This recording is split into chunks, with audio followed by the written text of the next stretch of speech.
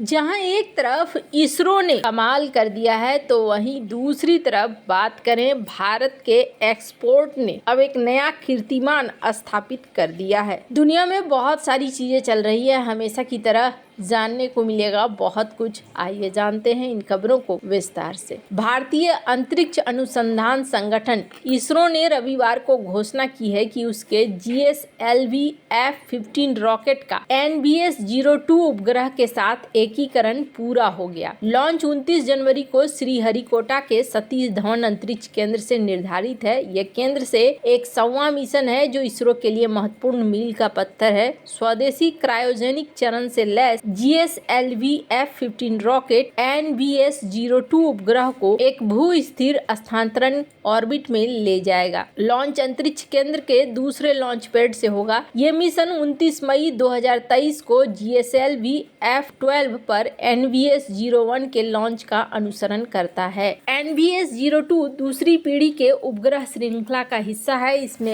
L1, L5 और S band में navigation payload है, साथ ही C बैंड में एक रेजिंग पेलोड है जो इसके पूर्ववर्ती NBS-01 के समान है। उपग्रह का उद्देश्य भारत के navigation with Indian constellation system को बढ़ाना है। नाविक भारत का स्वतंत्र क्षेत्रीय नेविगेशन उपग्रह प्रणाली है जो सटीक स्थिति, वेग और समय सेवाएं प्रदान करता है। ये भारत में उपयोगकर्ताओं की सेवा करता है और भारतीय भूमि द्रव्यमान से लगभग 1500 किलोमीटर तक फैला हुआ है। NBS श्रृंखला का उद्देश्य सेवा निरंतरता के लिए बेहतर सुविधाओं के साथ नाविक के आधार पर क्षेत्र को बढ़ाना है। NBS-02 में सटीक समय अनुमान के लिए स्वदेशी और खरीद परमाणु घड़ियां शामिल हैं। उपग्रह को UR सैटेलाइट सेंटर में डिजाइन और विकसित किया गया है। अन्य उपग्रह आधारित कार्य क्षेत्रों के समर्थन से ये सहयोग इंडियन टेक्नोलॉजी में भारत की बढ़ती हुई क्षमताओं को दिखा रहा है। GSLV F-15 मिशन भारत के जियोसिंक्रोनस सैटेलाइट लॉन्च व्हीकल की 17वीं उड़ान और स्वदेशी क्रायोजेनिक चरण की विशेषता वाली 11वीं उड़ान का प्रतिनिधित्व करता है। इसे इस एडवांस चरण के साथ GSLV की 8वीं परिचालन उड़ान के रूप में भी माना जाता है जो अंतरिक्ष अन्वेषण में इसरो की निरंतर प्रगति को दिखला रहा है। वैसे आपको बता दूं, सिर्फ इतना ही नहीं, इसरो ने हाल में जहां 2 सैटेलाइट्स को डॉक करवाकर इतिहास रचा है तो वहीं दूसरी तरफ इसरो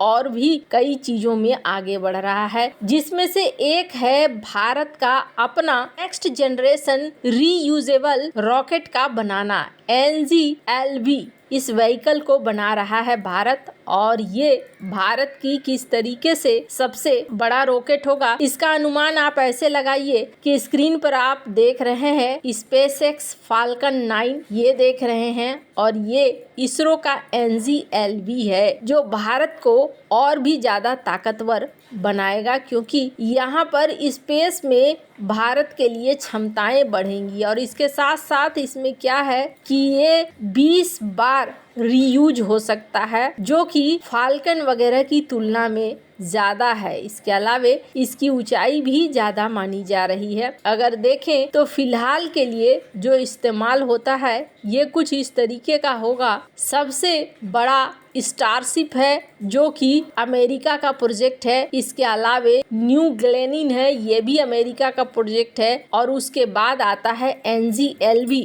जो कि भारत का प्रोजेक्ट है। विक्रम 1, LMV3, LVM3, HLM-VM3 इन सब को क्रॉस करता हुआ भारत यहाँ पर आगे निकलता हुआ दिख रहा है। खैर, अब इससे क्या होगा? इससे ये होगा कि भारत बहुत तेजी से अंतरिक्ष में अपने उड़ान को आगे बढ़ा पाएगा, चाहे वो गगनयान मिशन कहें या फिर चंद्रयान 4 मिशन कहें। इन सारे मिशंस के लिए भारत के लिए ये चीज बहुत ही ज्यादा बढ़िया चीज हो जाएगी। जो डॉक्टर V नारायणन है, इन्होंने इस बात को कहा है, जिसमें कहा है कि 15 से 20 गुना ज्यादा रीयूजेबल ये होगा जो भारत बना रहा है इस व्हीकल को। ये बहुत ज्यादा खास है, इसलिए खास है क्योंकि अंतरिक्ष एक बहुत बड़ा युद्ध का क्षेत्र बनने वाला है। जिसने इस क्षेत्र में कामयाबी पाली वही यहाँ पर राज करने वाला है। खैर, जहाँ एक तरफ ये सब कुछ चल रहा है वहीं दूसरी तरफ अमेरिकी राष्ट्रपति डोनाल्ड ट्रंप की ओर से चीन पर टैरिफ लगाने के बीच भारत के लिए एक अच्छी खबर है। वहीं इस खबर को जानकर चीन को झटका लगा होगा। सरकारी आंकड़ों के के अनुसार इस वित्त वर्ष अप्रैल दिसंबर के दौरान देश का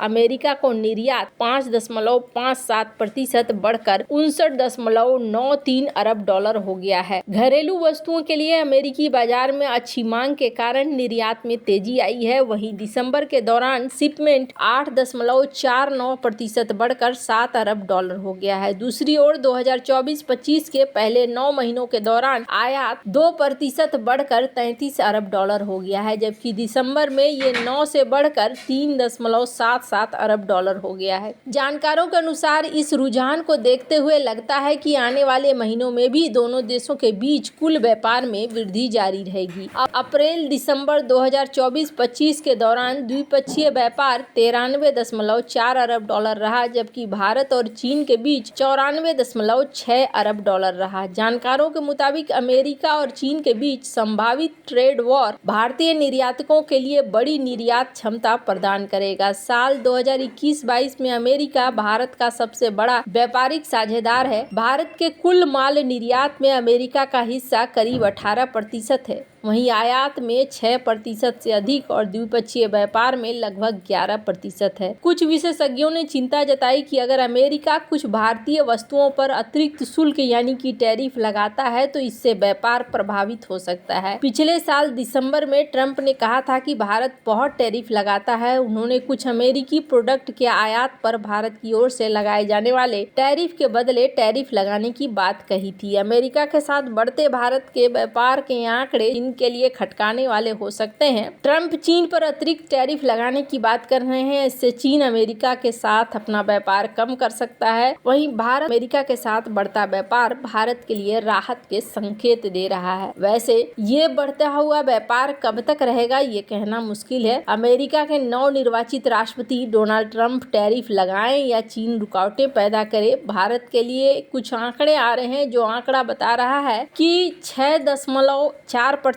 की वार्षिक दर से बढ़ता हुआ भारत का व्यापार 1.8 ट्रिलियन डॉलर तक पहुंचने का अनुमान है। बोस्टन कंसल्टिंग ग्रुप की एक रिपोर्ट के मुताबिक भू राजनीतिक बदलावों का सबसे ज्यादा फायदा भारत और आसियान देशों को मिल रहा है। आसियान दक्षिण पूर्वी एशियाई देशों का संगठन है। ये ऐसा क्षेत्रीय संगठन है जो दक्षिण पूर्व एशिया के देशों को एक साथ लाता है। BCG की रिपोर्ट के अनुसार बदलते वैश्विक व्यापार परिदृश्य में भारत और आसियान को बड़ा फायदा होगा। भारत का व्यापार 2033 तक 6.4% की सालाना दर से बढ़कर 1.8 ट्रिलियन डॉलर तक पहुंचने का आसार है। वहीं आसियान देशों का व्यापार भी 3.7% की दर से बढ़ेगा। अमेरिका की ओर से लगाए जाने वाले नए टैरिफ का असर इन देशों पर भी पड़ेगा, लेकिन चीन पर सबसे ज्यादा असर होगा। इस बदलाव के साथ चीन ग्लोबल साउथ देशों के साथ व्यापार बढ़ाने पर फोकस कर रहा है। कंपनियों को इन बदलावों के अनुसार खुद को ढालने की जरूरत भी है। BCG की रिपोर्ट बताती है कि भू राजनीतिक बदलावों का सबसे ज्यादा फायदा भारत को इसलिए मिलेगा क्योंकि वह प्रमुख ग्लोबल मैन्युफैक्चरिंग हब के रूप में उभर रहा है। BCG इंडिया के MD और पार्टनर का कहना है कि भारत अगले दशक में वैश्विक व्यापार में अपनी भूमिका को फिर से परिभाषित करने के लिए तैयार है। उनकी GDP और व्यापार दोनों में अनुमानित वार्षिक वृद्धि दर